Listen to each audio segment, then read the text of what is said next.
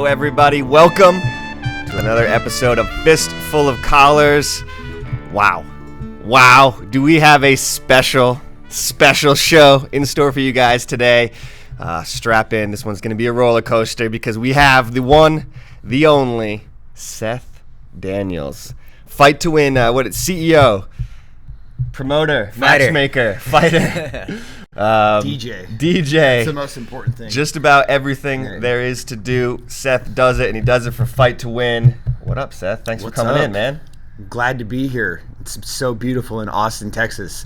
It's 300 degrees outside. It's very hot. It is toasty. What brings you out here to the beautiful state of Texas? I just came out for the Fistful of Collars podcast, Nice. And then I heard there's a Fight to Win on Saturday, so I guess I'll stick around for that. That's right, folks. So if you are in Austin and you want to see some elite professional jiu-jitsu and you've never seen a Fight to Win show, you got to come. It's in downtown Austin this Saturday. Check it out. It's going to be a good time. Chase Smith.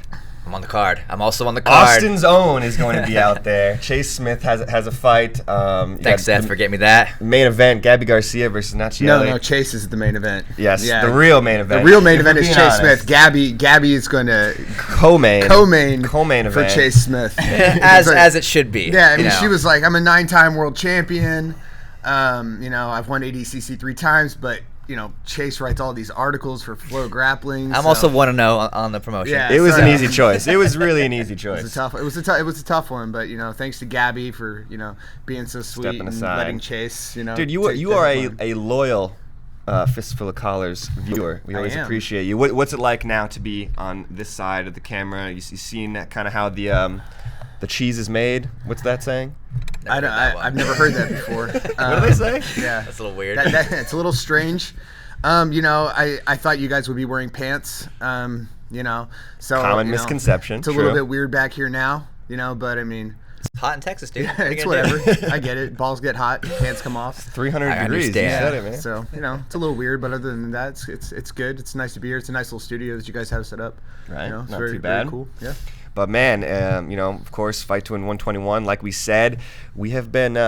You did Fight to Win 3 in Austin. Yep. So it is almost 120 Fight to Win since you've you've been back before that too. Yeah. But we came back here. The last time we were in Austin was Fight to Win 27. So this is your third show. It's my third show in Austin. We did 2 in San Antonio, and then just one of those things, man. Just like there's so much jiu-jitsu on the East and West Coast, and we just tend to go back and forth. And the hardest part about Austin has always been finding a venue. Mm-hmm. Like that's the main reason we haven't come back. It's funny because you think like this is a music town, like it's not a huge sports town, but it's a huge music town. Should be a lot of venues, right? There's no venues out here. Like since the Austin Music Hall closed. Mm-hmm. Like you're either a $20,000 venue or you're in a dive piece bar, of crap. like. You know what I mean? It's like you can fit 7 people here or 7,000. There's like nothing in between. So we lucked out, and kind of found this downtown hotel that's going to be super dope and do the show out there. So hopefully it works out well and we can come back and make Austin a regular spot on the tour. You've been, you're, of course, at your 121st show. What are some of the most common challenges? Like, is it finding a venue? Is that consistently like a hassle for you guys? Or is it sourcing fighters, crowds? It was in the beginning, finding, dude, this is our 124th event because we did the 2 Subversive and the Submit Cancer. So, in the beginning, finding venues was really hard because we had no money, so it was like, you look at a venue and it's like, oh, you can get this, piece of crap indoor soccer center for $500, or you can rent this hotel ballroom for $15,000. And in the beginning, you got to do the indoor soccer center, and then, after a while, you start to be able to grow and grow and grow. But now, like, we've really established ourselves in every market that we use. So we pretty much are set on the venues that we use until we go to a brand new place or we outgrow a venue. So that's not really that hard. The hardest part is just keeping up with the schedule. It is an insane schedule. You guys are on the road. I don't know how you guys do it. Everything else is pretty easy, like it's, luckily, Missy handles all the logistics and, without her, what she does, I'd go crazy. And I handle the matchmaking and the promoting and stuff like that. That's just the hardest part. It's just everything else is pretty easy. Just like staying awake during the week is hard, because on the weekends you're pretty much up 48 hours straight. and it's like it doesn't sound like it's that long, to be up and awake and working. That sounds pretty long to me. Oh, but I mean, it's really not. I mean, you sound it's like most people are like, well, I work 40 hours a week or I work 50 hours a week. Yeah, but I do it in 2 days, right? So it's like in 2 days we put in 48 hours, my staff, right? We get up at 3 o'clock in the morning on Friday and we return at 6 o'clock in the morning on Sunday.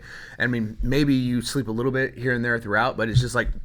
It's like you said in Fight Club, you wake up in a different city, in a different place, and it's like it's the same thing. It's just a copy of a copy of a copy. And so that's kind of where you get, and then it's like so exhausting when you get home, and I've got 3 kids and running the business and just trying to stay on top of everything, and then adding ADCC on. It's like your bowl is filled with all this like glorious soft serve ice cream, and then like you have like a little bit of sprinkles, right? Okay. And then like you take the entire buffet of candy and just dump it on the fucking ice cream, and then that is now what I have. So it's just like it's spilling everywhere. Is it too much candy? It's too much candy. It's too much candy. But I've got 6 weeks left, and then 6 weeks until ADCC, and then after ADCC, I'm sure I'll pick something else that is very overwhelming. And we're kind of jumping ahead there a little bit. Maybe not everyone knows, but you are, of course, now an integral part of this year's ADCC. Can you tell me a little bit about what you're doing with the promotion and your involvement there? I got brought in by Mo. I've been talking to Mo forever about making ADCC more of a spectacle, as it should be, because it's the greatest tournament in the world. Absolutely. And man, I've been in his ear for years about this, and luckily Mo got the event in 2019, right? So it's like if it wasn't for him, we'd all be going to Kazakhstan. Nothing against the next ADCC, which I think might actually be in Kazakhstan. So please don't be. But mad hey, at me. LA ain't too bad. LA's gonna be fun though. LA's gonna be sick. Please don't be mad at me for saying that. But luckily Mo got involved, and everything with Mo is first class, right? So it's like. The venue has to be first class. The hotel has to be first class. The food for the fighters has to be first class. The fighters have to be the top level. Like, not that he's super high maintenance, even though, to be honest, he truly is. And, but everything about this event, I don't know if I've ever worked with somebody that cares so much about every part of an event. Well, that's why ADCC is what it is, right? Right. A lot of those guys have. And so he wanted to make sure this is like the grappling event, the best grappling event in history. So he brought in Sean Fowler to help with the logistical side of things. Sean runs 5 Grappling, he's a great tournament promoter. And then he brought me in to produce it. So I'm going to be doing the lights and Evan that works with me will be doing the lights, and I'll be doing the sound and the video.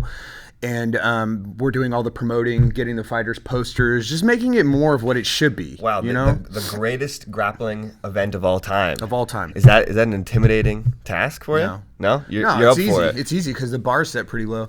Honestly, I mean, this is Fight to Win 100 was pretty sick. Yeah, but this is just the beginning, I mean, if we do this right and we're able to keep doing it, every year we do, ADCC is going to get bigger, and Fight to Win continues. If you look at Fight to Win 3, it was pretty scaled down compared to what it is now. It's night and day. Yeah. You know what I mean? Even the copycats and pretenders out there, the Kmart shows, probably look better than what Fight to Win 3 looked like. You think so? You know what I mean? Yeah, I mean, we had a good start, but I had no money, so now it's like we constantly are improving, getting, better lighting, better technology, better video, better sound, like consistently. It's always going to keep growing. It's always going to keep advancing. And that's really why he brought us in. I think he brought me and Sean in, was just to let him worry about making sure that he has the best fighters and overseeing everything, and then having us do what we do best, And I think something I learned when I was working in 24-hour fitness was the best way to be successful is to surround yourself with successful people, And so he picked 2 partners that know what they're doing, and we're not stressed out about this event at all. Like, Mo is severely stressed out all the time about everything. And that it's kind of nice to be on the other side of it. And that's usually me, but give us a little preview. You don't have to let the whole cat out of the bag or anything like that, but what are we looking at? What's it going to be? It's gonna be a good one. All right. Well, you don't have to give us a whole preview or anything like that. Let's just say the Friday, we're adding an event on Friday night that's going to be open to the public. So there'll be live weigh-ins that are going to be produced, lighting, video. country entrances, fighter entrances. I really like. My goal as a child was always to make the Olympics, right? That's all I ever cared about doing when I was a kid was making the Olympics, and I fell short of that. And I personally, one of the main reasons I want to take this on is that everybody always says this is the Olympics of grappling. Been to the Olympics, seen the Olympics my whole life watching it. So I'm going to bridge the gap between nice setup local tournament and Olympics. And somewhere in the middle is going to be ADCC. That's what I'm trying to merge. And eventually we'll get closer and closer and closer to where it looks more and more like the Olympics. So it's like just having it be so special to the fighters, because it really is. It's the only tournament in the world where you have to be invited or qualified to go. I mean, I get it. Like IBJJF, you have to win some tournaments and spend a whole bunch of money so you can get points and spend money to travel across the country and win a $3 medal. That's fantastic. But with ADCC, you have your ways getting paid. You're getting fed. You're getting 5-star hotel room. You're getting transported around. If you win, you're making big bags. So it's like it is the best event out there. It's the prestige more than anything. It is, though, right? But that's what I'm saying. It's like the Olympics. There's guys that make more money fighting for me in one super fight than they win winning a gold medal. But it's like, what would you rather have on your background? Oh, I won a super fighter. I won the ADCC. You know what I mean? It's like, it is the best. Look at Olympic athletes. Olympic athletes don't care. Like, Jordan Burroughs probably makes more on his Adidas contract than he ever has winning gold medals.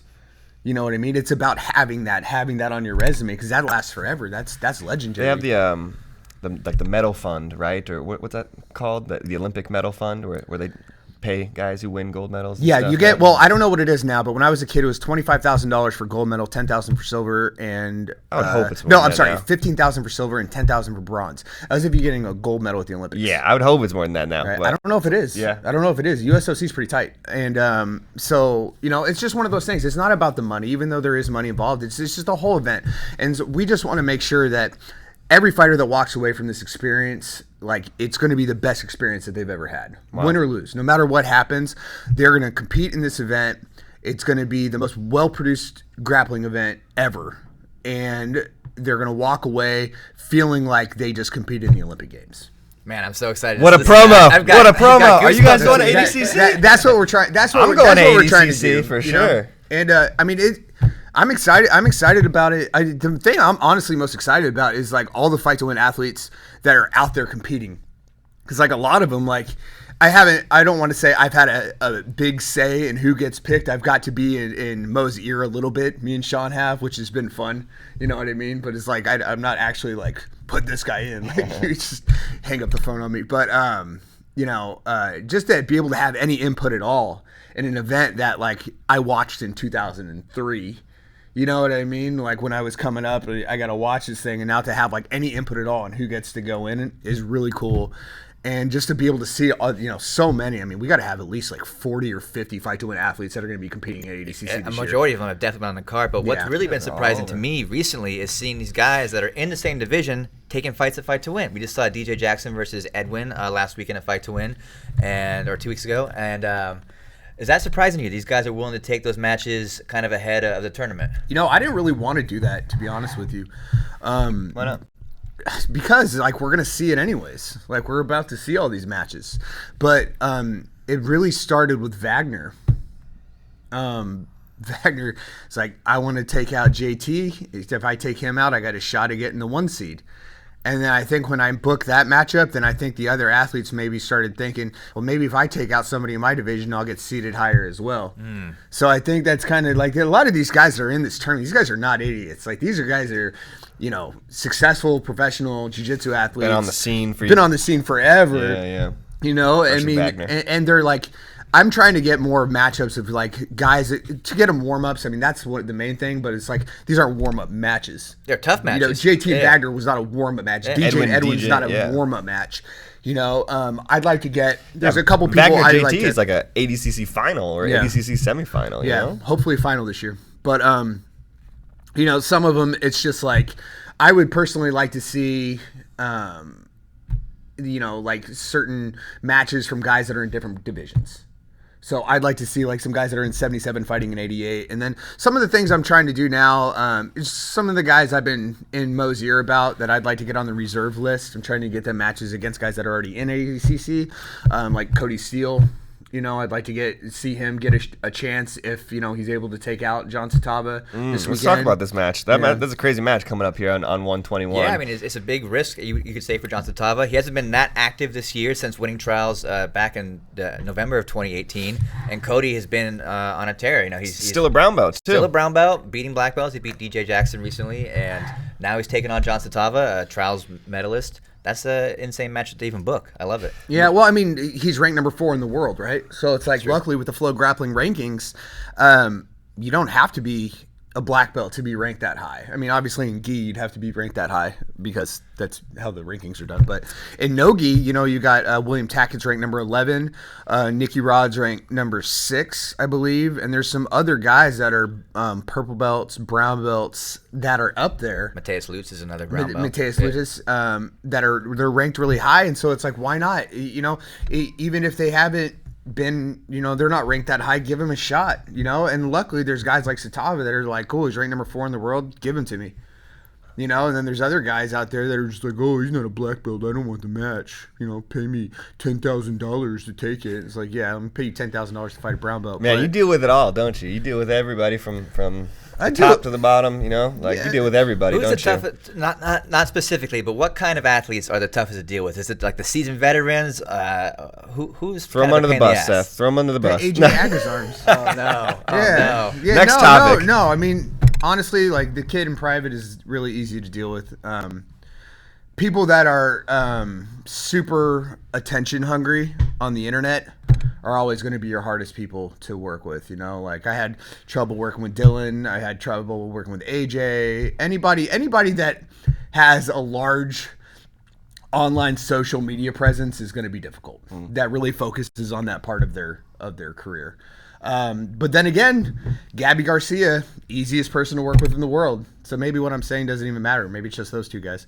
But let's look at the opposite direction a little bit too. Like, for your money, who do you think, ADCC or not gi or no gi, who for your money is, when this guy is or girl is fighting, whether on the fight to win stage or otherwise, like, you need to watch them? Is there anybody out there who, like, you think is just must see TV for jiu-jitsu fighters? Mateus Gabriel is probably my favorite fighter to watch in the world. Man, and I gotta point out that you were an early adopter of you started the kind of Mateus hype train, I feel like, a little bit. I think Mateus started that himself, but you know, but he's been competing on Fight to Win since he was a purple belt, and now he's a black belt world champion. Well, I mean, isn't that crazy? Well, that's one of the blessings that I had getting into this business, unlike all the Kmart shows, is that when we started, we'd already been doing tournaments for 10 years.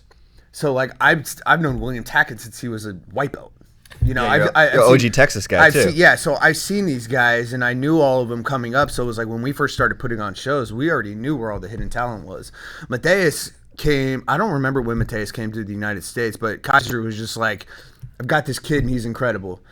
And we put him on, and we were just like, "Oh my!" You know, as a purple belt, and then he won the purple belt gi and no gi title in 2 different weight classes, and then he won the brown belt gi and no gi title. Dang. So he had 6 different titles that he'd won at Fight to Win, and then he did his black belt debut at Fight to Win on 2 days' notice against Marcio Andre, and then he wound up losing that one by That was a crazy decision. match, though. It was a really good match. Yeah, it could have gone either way. I mean, I personally would have given it to Marcio because, like, he hit a foot sweep to a flying triangle, like.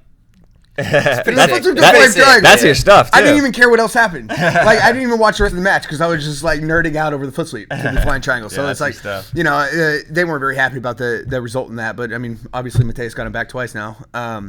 You know, I love watching Mateus. You know, of the people competing out there in ADCC, JT, Wagner. I mean, all the guys that I book consistently that are out there. But it's more of a fan thing for me.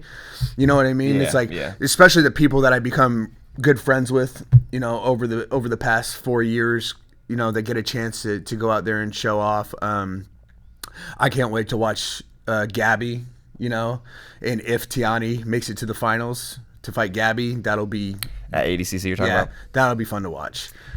You were telling us a story earlier because you're a frequent competitor on Fight to Win as well. Who's the guy that you're looking to face one day? I want to fight Wagner Rocha. That's the craziest thing I've ever heard. He knows that, and Cyborg knows that, and my whole staff knows that, and everybody consistently tells me that will be the end of me, and I will get murdered. We usually have some Fight Sports guys on there watching. So. We do have Mo right now. Mo's watching. What's up, Mo? What's up, Look, Mo? okay, so the way I look at Wagner Rocha is like, if you're gonna be like, I get it, jiu-jitsu's not a fight, whatever, okay?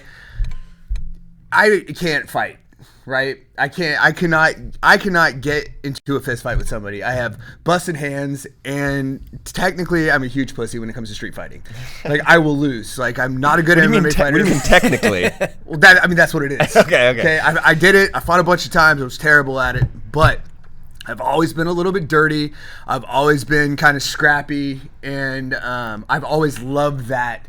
Like, when you're training in the room, like when I train with Isaiah Wright and he turns it up, like, I hate going with him when he's like going super easy and flowing with me, but maybe I get lucky and catch him, and then he turns it up and beats the crap out of me. Or when I went with Roberto Jimenez and I almost got an advantage, and then he scored 87 points on me. Like, I like that, like, getting that fight, the meanness, the fight. Like, I love getting that. And with Wagner, you're always in that fight. That's true. So it's like, he will give it to you. No, but that's what I'm saying. There's a lot of people out there that it's like, oh, I wouldn't, that don't want to face him or want to do that. It's like, dude, to be able to go with somebody that, like, does not care. He will bend your hands. He'll cover your face. He'll kick you in the back off the stage, or whatever. Whatever. Is that too soon? No. To me, there's no more fun possible matchup in the world than Wagner Rocha. So hopefully one day I will lose 50 pounds. I think Wagner take it anyways. I know. That's not the point. No. Wagner you want to lose 50 Wagner will fight me at any weight. It does not matter because he knows what the outcome will be. Yeah. But in my mind, and everybody I know disagrees with me on this, including all of my coaches and all of my friends, say I'm going to get Maybe you killed. should listen to him. No, I don't know. That's not the point. Yeah. The point is, like... No problem. No. So if I can get down to 170 pounds, it'll be the best shape I've been in, like, in my entire life. So then I have whatever chance I have at surviving in this match, I have to be in the best shape of my life. I don't know. I feel like you'd have a better chance if you were 250 pounds. I don't see it that way, because the lighter I get, the better athlete I am. So if I can get down to 170, I mean, I'm sure there's a bunch of steroids I can take to get down there. So maybe I'll just, like, take a ton of steroids, get down to 170, put on 30 pounds the next day, be 200 pounds, and it'll still probably beat the living crap out of me. Let's book it. I'm ready. But I'm gonna get some shots in. I'm gonna foot sweep him. I'll foot sweep him too. I don't know. Honestly though, like, I know he'd kill me. It's kind of more of a joke thing to me at this point now, because, like, he's so much better than I could ever be. But it's like my dream matchup. But it points to an interesting philosophy behind Fight to Win. You put action above all else, and it's a really interesting format that's pretty unique, I would say, in all of professional jiu-jitsu. Why is that so important to you, to be exciting, to put on thrilling matches? Well, when we started this, I mean, honestly, I personally find jiu-jitsu boring to watch. Okay? I'm not a technical jiu-jitsu practitioner. Like, when I'm competing, like, I'm just trying to, twist your people and grab kimuras, and that's the end. That's the end of my game, right? The lapel stuff. I've been there, yeah. The intricate, like, I don't even know what to call this stuff. I don't even follow it. You know what I mean? Like, so it's like Berimbolo. No, I don't something have. About. It's not that I don't have problems with that stuff. Like, I'm not one of those people that's like, oh, that Berimbolo doesn't work. Guard pulling, that's, whatever. My problem with it is, I grow up watching football. I grow up watching basketball, and I watch judo my whole life, and I watch college wrestling. And to me, that stuff's exciting, right? So when I started doing jiu-jitsu, when I started promoting jiu-jitsu, we said we need to find a way to make this exciting to watch, right? Because if it's boring, it doesn't matter how cool us nerds think it is. We're trying to get the people in the crowd that don't do jiu-jitsu excited about doing jiu-jitsu.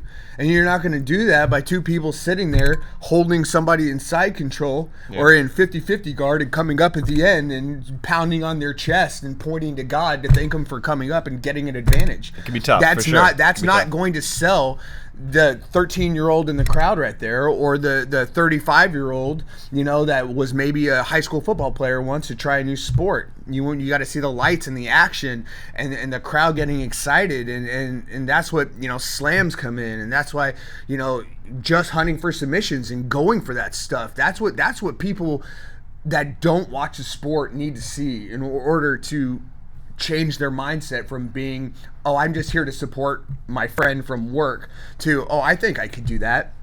That was cool. I want to do that. And it's not that dangerous. It's like, you remember when you go to MMA show like a few years ago or before we started doing this, or because that was pretty much the only outlet we had, right? Before we started promoting this all over the country. It was, I go and I join a gym, I get my white belt, then I get my blue belt, then I go over to kickboxing, then I learn how to kickbox, and then I have to go fight in a cage. I have to go kickbox. It's a bit different. Just to test if I your want jiu-jitsu. any glory, if I want anybody to see what I'm doing, because nobody wants to go into a tournament and spend 6 hours there and $10 is sitting there and see something they don't understand what's going on with nothing, and you can't even see because the people are standing in front of the match. It's not spectator friendly. No, it's not at all. Sure. And so we just I wanted to make it something that I knew that I could turn people in the crowd into students. And so that's why we put the excitement of it above all else, We've kind of changed, I don't want to say we changed the rule. We didn't change the rules. We kind of changed the criteria for winning a little bit to where if there's not an almost finish or someone's not constantly attacking more, the referee kind of looks at more of the overall match, not versus, fake submission attempts, you know what I mean? Just to feel like balance, who you feel won. So I feel like we've been getting a lot more of the right people winning the matches lately. But I mean, to me, that's what it's all about. Getting these guys paid, turn them into rock stars for the couple minutes that they have out there, and getting the people in the crowd to start training themselves. If you guys want to know more about the history of Fight to Win and some of the Seth Daniels ethos, we did a documentary on Fight to Win. Fight to Win 100 went down to Hawaii with it. We got a little clip or a little trailer here we can play along with it. But what was that experience like for you, Seth? You saw the documentary. Did you like it? How was the process to make? It was. Here's the trailer for it a little bit, as you can see on the screen. I thought it was a lot of me. You're an important character, for sure. No, I get it. Sure. I get. There's a lot to my team, Yeah. Missy does a ton of stuff with the logistics, and then, Evan, is in my opinion the best lighting guy. Obviously in martial arts, but even I go to concerts and I'm like, Evan's better than these guys, except Slipknot. They blew him out of the water last week. And then, all the rest of my staff with Gary doing the video, and Dan and Joel and Q and it is an eclectic Jaden crew. and it's a interesting, circus. It's like a.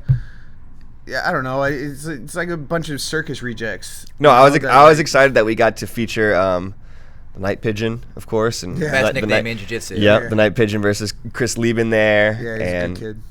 Yeah, that was. Yeah, I mean, they've all been so loyal for such a long time. We've added a couple of new people. Missy's son started working for us, and we added Jaden, and she's like Evan's lighting assistant, and a couple more people. But Lauren's done a lot of the venue searching, and there's a lot of stuff that goes on behind the scenes that allows me to be able to focus on just matchmaking and promoting. And if it wasn't for them, I wouldn't be able to do it. It's one of those things where it's like when I was working at 24 Hour Fitness, my biggest problem was I always had that mentality where it's like, if you want something done right, you got to do it yourself.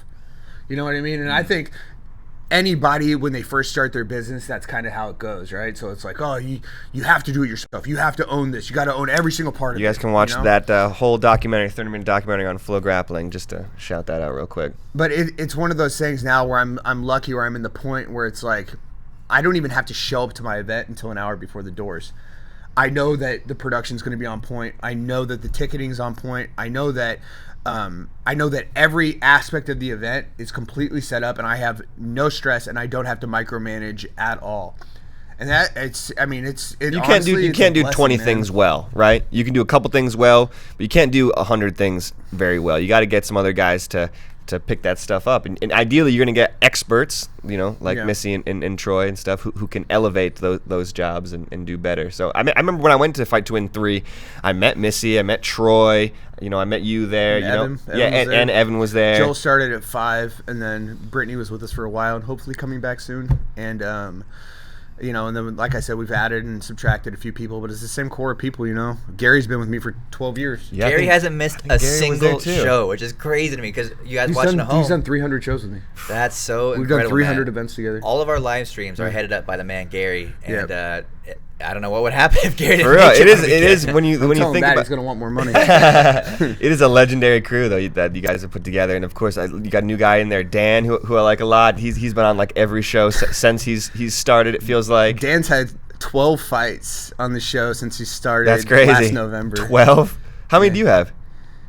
12. I think I've had 12 we don't count so short notice 12 ones. with an asterisk. Oh, okay. No, you don't count. We don't count the ones that you have to take the day of, unless you win. That seems. No, it's fair. Okay. You're sitting. If you say so. No. You're sitting there and you're doing your job, and then I pull you off the doing ticketing after, and especially my staff. They're high all the time, and I'm like, oh, you put your butt down and go fight on the stage. Like they don't have, there's no option. But they still took it though, right? You just said yes. They don't have a choice. Okay. There's no option. They'll be fired otherwise.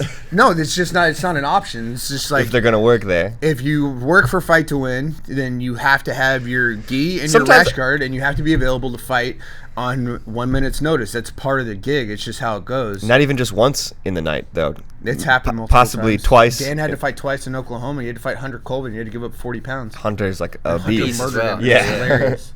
Hunter's a beast. And then Dan had to fight twice last weekend too. So I mean, you never know what's going to happen in the crowd.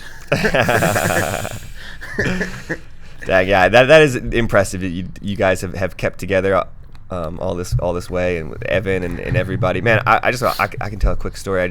I remember when I first met you. Actually, I don't know if you remember this. I did as a white belt.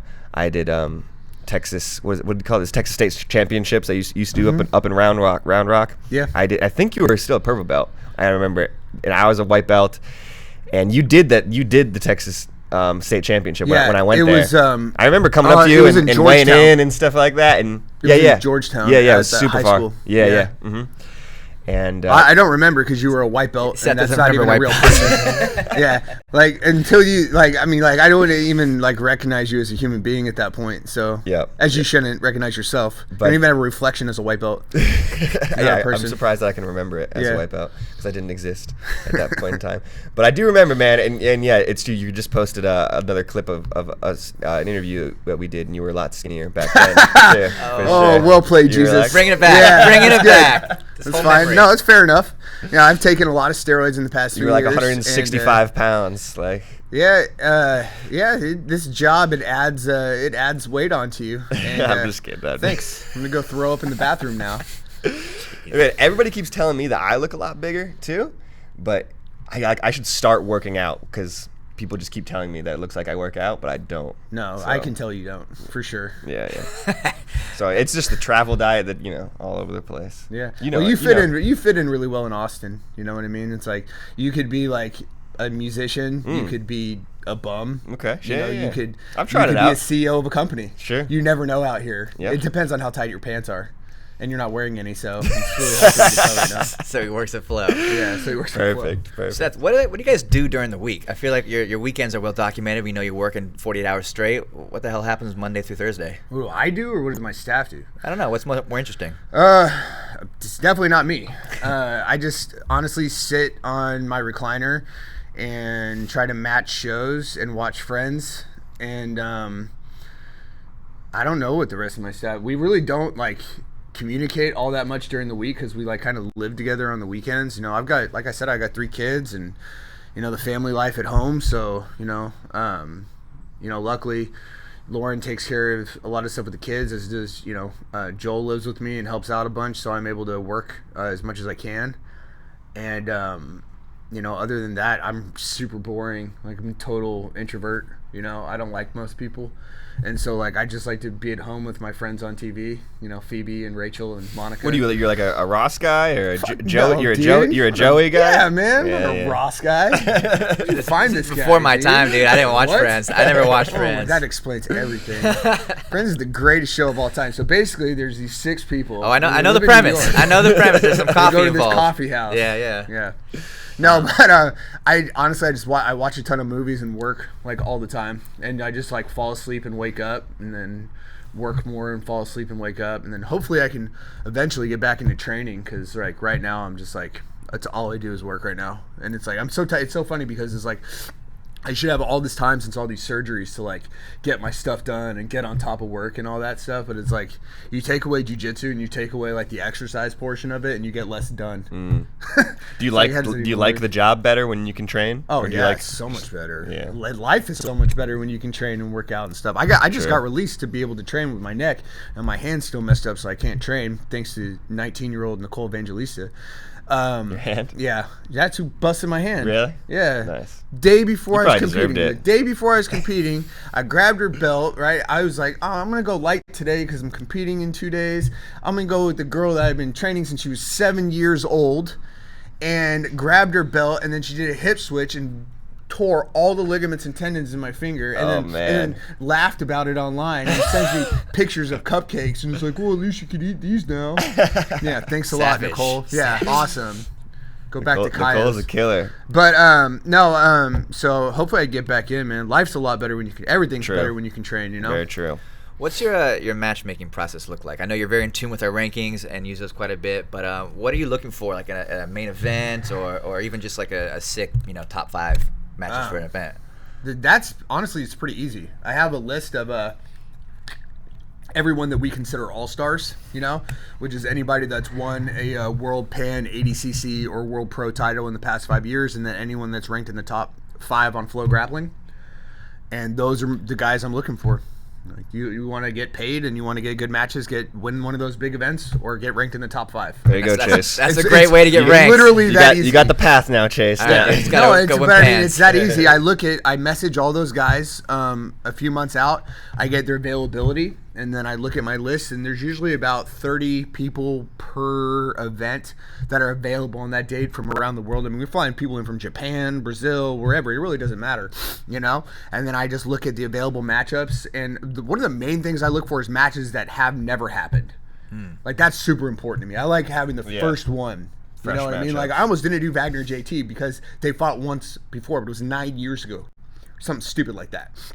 Or 5 years ago, I don't remember. Okay. And it was like at a Miami Open, and it's like, nobody saw it. Nobody's even seen it. Yeah, it's one of those things. It's like it's like fighting on one of those small super fight shows. It's like, Because they were supposed to fight, right? Ricardo, I remember, was telling us that they were supposed to fight at the ADCC trials one year, I believe, and then it didn't JT pan got out. hurt. Yeah, Or his something. ear. His ear right, blew up. his ear, Yeah, yeah. his ear blew up. Yeah, so Shout it's like out. it's one of those things where Ricardo. I look at that and I really like to do matches that have never happened. And so that's kind of like, if I have 2 all-stars, I like constantly look for criteria, and I like to put people from different weight classes together at a catch weight, just because they wouldn't normally fight. Sure. And they probably won't fight, So it's like, try to make them fun that way, and then just looking for the best people, It doesn't matter. It's male, female, trans, I don't really care. I'll put You've them definitely all been a leader in promoting women's jiu-jitsu. You have probably the most women's main events in all of professional jiu-jitsu. Why is it such an important thing for you? To be honest with you, I did it when I did the Elliot Marshall's podcast. I talked to him about this too. It's really effortless. Like, I haven't really like focused on, I got to get these female matches. I haven't, like some people have, where it's like, all women's card or all this or that. I just look for the best people. What was it? Fight to Win 4 was Mackenzie versus Rossi that was 4. That one I wanted a female main event, because at that time, like, I signed Lovato Jr., and then it was like, well, what's next? And at that point, like, I my list of people that were willing to fight for Fight to Win was still pretty small. Yeah. It was just like they didn't want to take the risk because of Metamoris. Still, so not a lot of people knew. It was still tough. So I was like, well, I'm going to go after some female athletes because I know I have one locally, And so I went out there and grabbed Angelica. That ended up being Mackenzie, whatever. But it's just one of those things where it's just like I said, I look at the list, look at what the best matches are, and then that becomes the main event. If the females are the best match on the card, then they're the main event. It doesn't. I always said this from day one. Like, it doesn't matter what your gender is. That's not going to determine how much you get paid. Gabby Garcia is by far the highest paid person that we've ever had on our show because she's earned it. You know what I mean? Who else have I had that's had 3 ADCC titles and 9 world championships? I'm gonna say nobody. It's hard to I don't win believe anybody else has. Yeah. So it's like, so why? Very because she's a difficult. female, should she get paid less?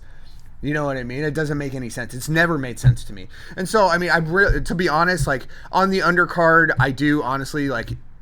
I try to put as many female fights on as possible. Sometimes it can be tough to find matchups. There's a lot less. Yeah. If I could have 10 female fights per show, I would. And it's because they're the most exciting. The crowd loves them. It's just like the UFC. Look at the UFC. Their cards are packed now with females because everybody loves to watch them. They're super tenacious. They're never boring, right? They pull good crowds. People pay to come see them. People watch them online. They smell better than dudes.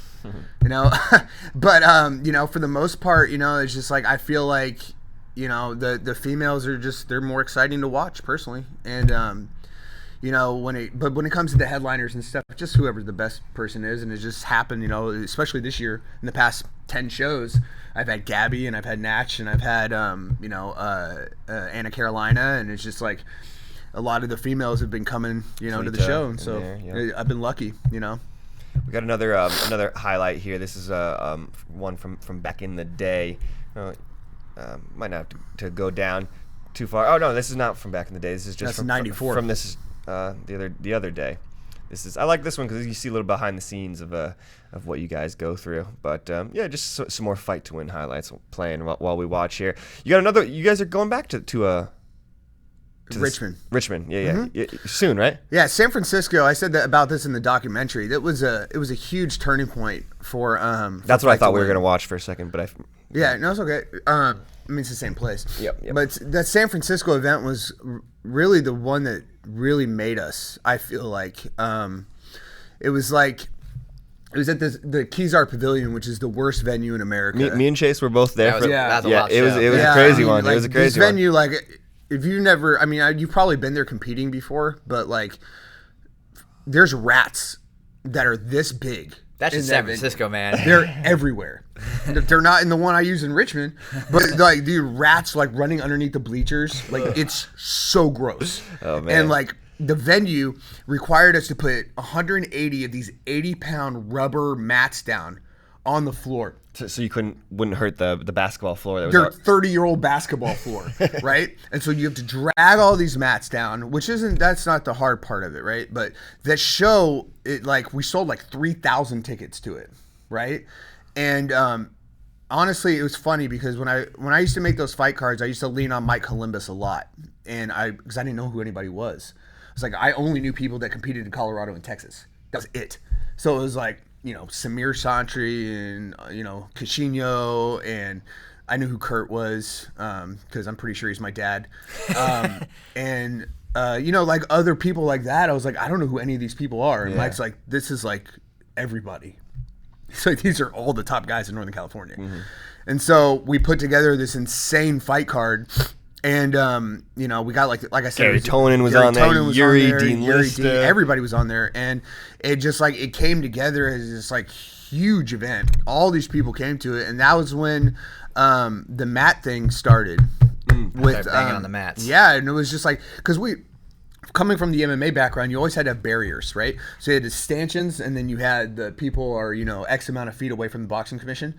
And so, like, that's kind of what I started with Fight to Win. Like, 1 through 6 had that. They all had the stanchions like that. San Diego had them. Like, we kept people away. Yeah. So if they would fall off, they wouldn't fall into the crowd, right? Well, we sold too many tables in San Francisco. So we didn't use the stanchions. We left them outside. Push the tables up against. There was no room. I remember being with Troy and just being like, what are we going to do? And we were like turning tables sideways and like trying to, because we sold like 200 tables in there. Trying to fit them all in. Yeah. And so he was like, I think it was Troy that was like, we got to push them all the way up. That's the only way to do it. So like, all right. So we push them all the way up. And then it was either Nick Green was competing or Kurt was competing. I think it was Kurt. I remember they definitely did it for Kurt. Yeah, and the Half Gracie gym just started pounding on the mats and all that, and like drinks were flying up, and then I just remember watching that and just being like, "That's what we're doing wrong. We gotta focus more on the party and less on being professional." Not that we were all ever like super professional, but you know what I mean. Like, and so we really went that direction. Like, took a hard left after San Francisco. That's why it was such an important event for us, and I believe it was our highest viewed event we've ever had. Yeah, that was it definitely kicked it off where we were like, oh my god, Fight to Win is going to be the next big thing. Yeah, but everybody always thinks they're going to be the next big thing. True. You know what I mean? Everybody always thinks, and I don't think I ever thought that. I never thought when I started this that like. You know, because at the time, Meta Morris was still around. You know, and Meta Morris was like, even though they hadn't over everything, even though he hadn't did what he wound up doing and ruining the company, it was still like considered the professional. I mean, that's where I got the idea from. Yeah, I saw what he was doing, and I was like, oh, this isn't the right business model for this at all. Like he's gonna lose tons of money, and then I was like, I'm just gonna do it like I do my MMA shows. And so I saw what he did, and then I was like, I'm just gonna do it better than him, you know. And then but I never thought that. I remember saying it at the first Fight to Win Pro. I was like, you're gonna see shows like this pop up all over the country. I said that to everyone. I was like, because we've been successful doing this, they're gonna pop up all over the country. And then I went to Texas, and I said the same thing there. And then I went another one in Texas, and I went back there and to Denver, and I never thought that it was going to be Fight to Win. That was going to be the company that was going to be going all over the country. You know what I mean? Yeah, I just figured there'd be copycats everywhere, which there are. You know what I mean? There's 3 in every market now. You know, and but you know, that wasn't originally the plan. The plan was just to do Colorado. The plan was only to do Colorado. Really? And then it was Colorado and Texas, and then. Luckily, with the support we got in San Diego, it gave us the courage to go across the country. And then, you know, thanks to Tom DeBlas in New Jersey and Jared Weiner in Philly, gave us the confidence to go on the East Coast. Wagner and Cyborg in Miami. And it's just like each market has like 1 or 2 guys. Lovato in Oklahoma. You know, where it's like 1 or 2 guys that really get behind it and really help you push forward. You know, the team, the whole Gracie Baja community in Seattle, like they're seriously like every single market, there's one group that really elevates and pushes you out. You know, and we've gotten lucky, you know, and so now, I mean, we're trying to do pretty much 2 shows in 20 markets a year, and then start doing our international stuff this year, and you know, hopefully a whole lot more of that next year. Do you remember that? Do you remember the weigh-ins for Dean and Yuri? Of course, it was all my fault. Was it? Yeah, all right. I told everybody this. You take the blame for it. It was my fault. All right, perfect. I flew Dean Lister into the airport. Right, I sent him an Uber to get him to the hotel. I never told him that he had to go to weigh-ins. I just why not? Because Dean is not on social media, and so I had been sending everybody in the Facebook thread all the stuff, and he's not on social media, and he didn't check his email. Know. So it's like he always communicated with me through text. And I just didn't even think about it. And so he was like 45 minutes late to weigh-ins, and like Benji and Yuri and everybody's all riled up, and Dean's just like, I don't really understand what the problem is. Like, I didn't know I was supposed to be there. I thought I was going to die that day for a minute. Just like, Yuri almost murdered Reed. He didn't know he was supposed to be there. It was totally my fault. And I tried telling that to Yuri and to Benji and to everybody, and they were just like not hearing it. They were riled up. Whatever, it worked out. It gave us a good promo video. Yep, yes, it was awesome. It did. Some of my favorite photos. We've actually used that a few times. Yeah, it worked out. Man, I feel like you've just you've been able to you know, get your feet wet in all these different communities throughout the United States in jiu-jitsu, and I don't know, I'm curious, does it restore your faith in jiu-jitsu as a whole, to be able to go to, you know, Seattle and Phoenix and New Jersey and Miami and see these thriving jiu-jitsu communities that are so willing to open up their doors to you and put on these shows and invite people into their house and show off what jiu-jitsu they have in their community? I never, you know, lost faith in jiu-jitsu as a sport to begin with, but it's growing for sure. I mean, I think what we've done, and even some of our copycats have done, have taken away from MMA quite a bit. You know, I know that every market I go into, I pull a bigger crowd than whatever the MMA show is. Like 100%, I know that for sure. I think so. You know, including the ones that are on television. outside of the UFC and Bellator. So. I think we've been able to open up people's eyes to see that it is a spectator sport, and the markets are all growing. Everyone's growing with jiu-jitsu. I'm not saying we're taking full responsibility and credit for that. Obviously, it goes from the schools knowing how to teach people and the sport being fun and exciting and all that stuff too. But it is cool to see it in every market, to see people that messaged me when they were white belts and blue belts to get on the show, and I told them keep grinding, and now they're purple belts getting on the stage, and people we had debut as teenagers are now brown belt world champions, and purple belts are black belts, and all the way through. It's been fun. But yeah, I would say everywhere outside of like a couple of spots across the country has been really impressive with how much support the jiu-jitsu community gets from people that are not only in the community but outside the community looking in. A couple spots in the South aren't worth talking about, but other than that, man, especially the coast. Coasts are no joke, man, especially the East and the West. It's insane. What's the city you think is going to be like the next San Diego? San Diego? No, is there another San Diego? The cities that are already the top ones are going to continue to be the top ones, because that's where the main academies are. On the rise, though, that you think is going to... there's stars in every market, especially Texas has a ton of talent out here. That must make you proud, too. Yeah. It'd be fun to see a lot of those Texas guys that you grew up with. We've all been seeing it, but Texas has got a lot of talent. Florida's got a lot of talent. There's talent in every state, especially because like Ohio is a perfect example, right? Like GFT has monsters out there. They're not from Ohio. Yeah. Like Dante Leon's from Canada, right? Don't hold it against Gooch is from Brazil, but Vitor is from Brazil, but they're in Ohio now. You know what I mean? So it's like anywhere where you get these transplanted Brazilians, usually, it's going to take off if they're good teachers. Yeah. And Ohio's a great example. Minneapolis has some great guys in it. It's like there's literally every market in the country, but the schools that have established themselves as the school, I just don't see any other market overtaking that. Like New York is New York. You got Marcelo, Henzo, Unity, those schools out there. Then you go to the West Coast and there's Atos and AOJ and 10th Planet, and it's just that's people I feel like are going more towards those locations than those locations branching out. Like for instance, Cole Abate is going to California. Oh, is he really? He's going to AOJ. Oh, I didn't know that. Horrifying. That is that's horrifying. An interesting move. Cole is the best child grappler in the world, and he has been for a very long time. That's a tough room there at AOJ. A lot of orange belt, green belts. I've never been beat up worse. I say that every week. Guarantee you that Cole Abate will be a black belt world champion. Probably by the time he's... Well, how old do you have to be a black belt? 19? Yeah. 19 years old. I'm calling it now. Cole Abate, black belt world champion. Young easily. Jamie, save this clip so we can bring this back up.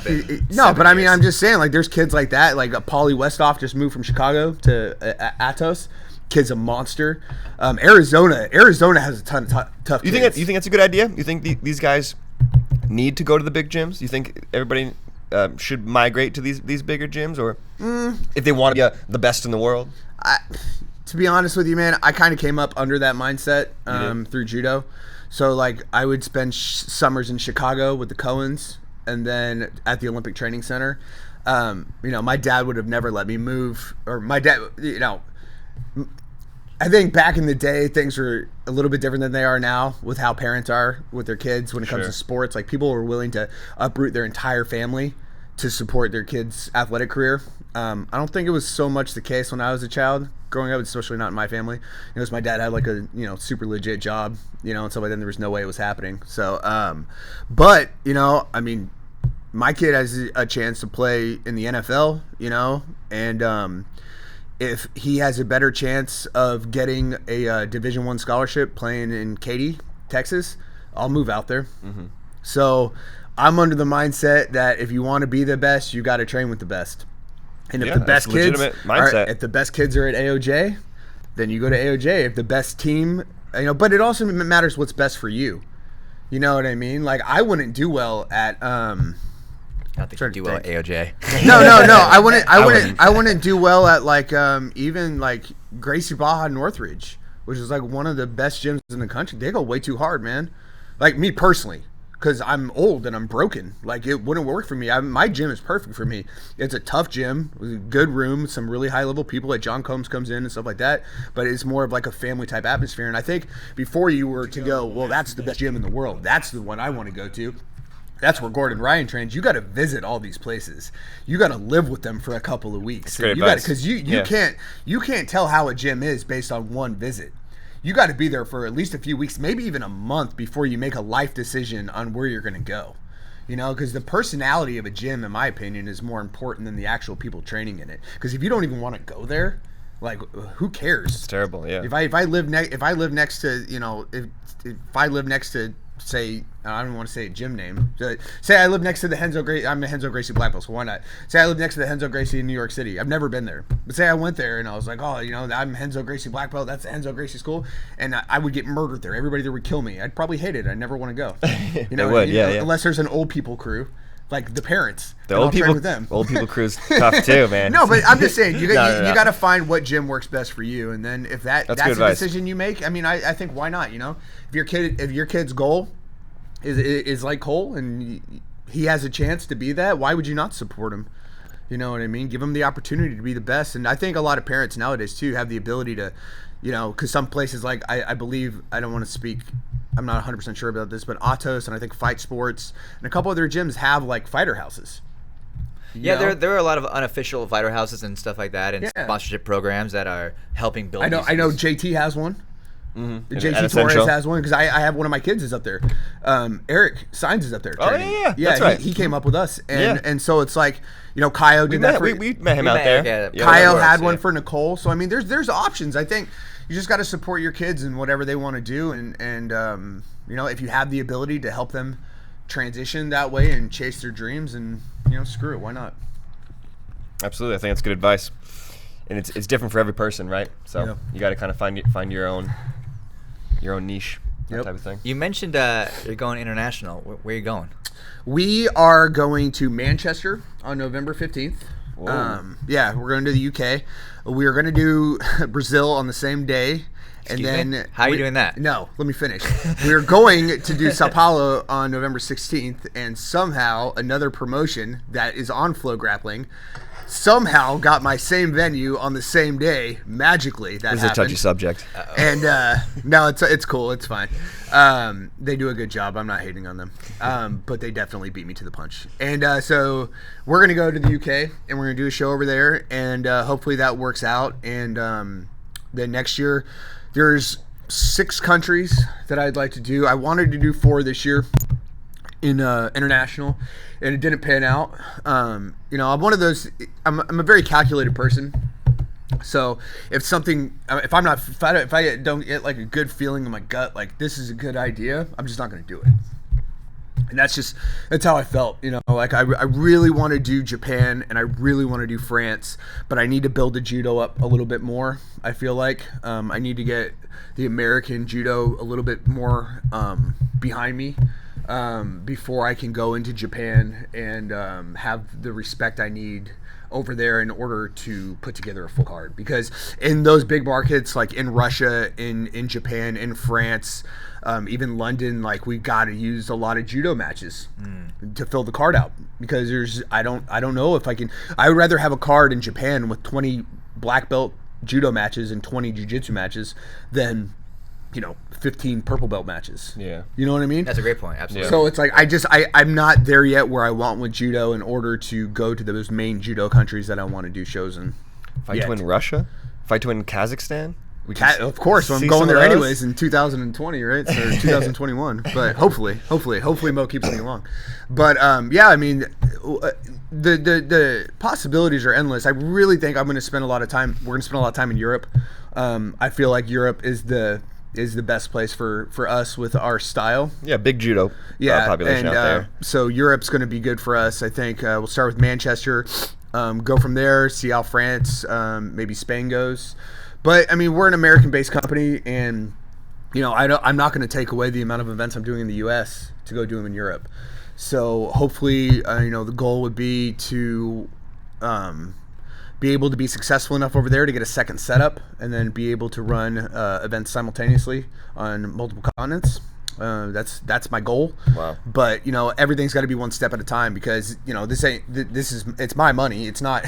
I don't have investors. I don't have. I'm not playing with house money. You know what I mean? So it's like an event bombs. I risk not paying rent or mortgage. I don't rent, but you know what I mean. You know what I mean? It's like my thing that I said from day one was like, we have to be able to pay the bills no matter what, right? So, I mean, we're not in a place right now where it's like, oh God, the show doesn't do well, we're not gonna pay our bills. But it's like, it's one of those things, like me and Gary have always said this, like, you have to have enough money that if nobody buys one ticket to your event, everybody can be paid. The staff can get paid, the fighters can get paid, the house can get paid.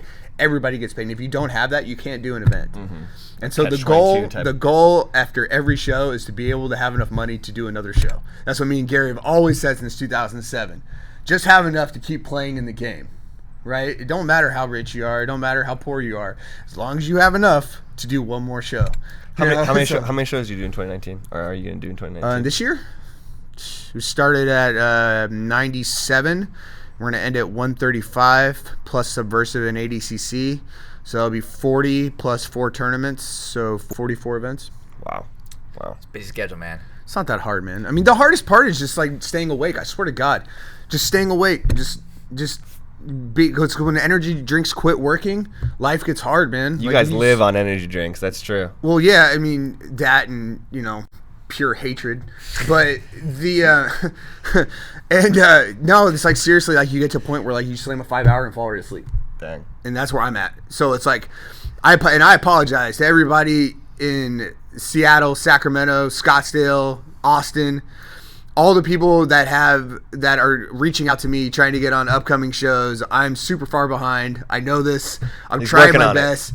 It's blame Mo from ADCC. It's all his fault. Ouch. He should have never hired me. What's his Instagram? Follow him on Instagram. He should have. It's a private account. He won't add you. Okay. So it's all his fault. Blame him for everything, and buy a ticket to ADCC. Yeah, absolutely. But yeah, I'm doing my best, and I really appreciate, especially those markets, since I took this gig with ADCC, that the people, I've had very short time for them to promote the shows, and they're still doing it. They're still selling tickets, still keeping the doors open. And, if it wasn't for the fighters' belief in what we do, we would totally be out of the game by now, for sure. You guys going back to Hawaii? Everybody's always asking me if you're going back to Hawaii. Hawaii, November 23rd, and we're bringing our production out there this time, thank God. So I don't have a panic attack because I don't know how to push buttons on someone else's controller. One of the best parts of the Fight to Win documentary. What, me having a panic attack? Yeah. I don't remember that exactly. That is the best time. No, I mean, it's one of those things. It's like, I'm a creature of habit. So it's like I have a controller that I use to play the videos, and I'm DJ iTunes. I'm the best iTunes DJ in the world. And so I hit the button and it doesn't work. And I freak out, and I'm like, Evan! So I start freaking out, Joel! I start yelling at all my staff like it's there for not like what did you do? Like, help me! I can't figure it out. And I literally break down, and then it'll take me 20 to 30 minutes just to get my whereabouts right if I can't figure out how the buttons work. To push the button next to that. I'm telling you, man, all these everything is. I'm not a technical person, right? So it's like when you have a new piece of equipment and you don't know how to use it, most people could probably figure it out. I'm not that guy. Not that guy. I'm not the guy to make things work. I can push a button. That's my skill set. That's where I'm at. Well, Seth, I think we did just about over an hour here. Fistful of Collars. Yeah. Listen to me talk for an hour. Sorry, pretty guys. fun. We had a good time. What'd you think after watching it and now living it? It's fun. I like this. Never again. I like this one. I generally don't do podcasts because I don't believe anybody watches or listens to them. But since I actually watch and listen to this one every week, that I'm very honored to be a guest, because I know you've had some other people on here that I really respect, like Claudia and Jamil and Edwin, so it's fun to be in that group of people to say that I did the Fistful of Collars. Oh, nice. So I appreciate you guys being here. Please get a haircut. You look disgusting. Chase, good luck in the main event on Saturday. Thank you. I'm very nervous. Chase is going to be taking on Gabby Garcia. You just heard it live. Oh man, that is going to be a fight. Yeah, make sure you tune in after Gabby Garcia's match, win or lose. Gabby has a fun announcement that she's going to make. Has a message for us. Has a message for somebody. Ooh. And she's going to put it out there for the world to see. Interesting. It's going to be exciting. There you have it, guys. Thanks for tuning in for another episode of Fistful of Callers, and be sure to watch Fight to Win 121, this Saturday, coming from Austin, Texas. Thanks, guys. Thanks, Seth.